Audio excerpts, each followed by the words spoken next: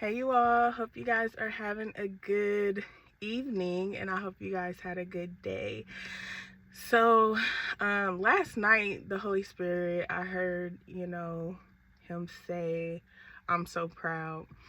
And I held on to it, because I was like, oh, you're proud of me, dog. I was just playing, but it kept on, lingering, like he wanted me to post it. So I was like, okay, I'm gonna post it. So, I'm sure a lot of people need to hear this, and he reminded me of like a changed heart and a renewed mind, and how sometimes we can,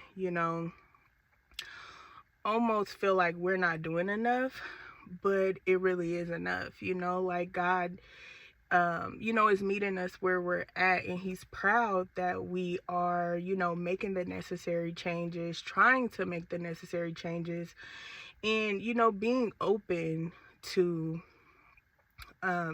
continuously building your relationship with God. And most times this doesn't have to be in front of everybody, It doesn't have to be a grand gesture of things. This could be in the secret place when you're just spending time with God and taking the time to really, you know, to really be in his presence and really have an open heart, because sometimes the world can make our heart harden, just by circumstances, things that we went through. But when we really, open our hearts to God and we start to get back, and, and he starts to renew our mind, he's meeting us where we're at. So I heard him say that. And, sometimes we just need to hear that God is proud of us and that we're doing good. Sometimes it can seem like, am I even doing this right? I don't know. God, are you seeing me? But he said, I'm so proud of you. He said, I'm so proud. So I definitely wanted to post this, and encourage somebody, keep going, because God sees you, and, he sees that you are opening your heart, renewing your mind, you're having that change happen. And most of the times people feel like, you have to do it quickly, but honestly, strength comes from steady, strength comes from steady and still having faith, taking it one day at a time.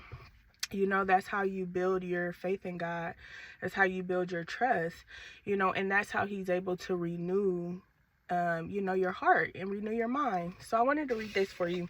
I'm sure a lot of you are familiar with this. It's Ezekiel 36, and it says,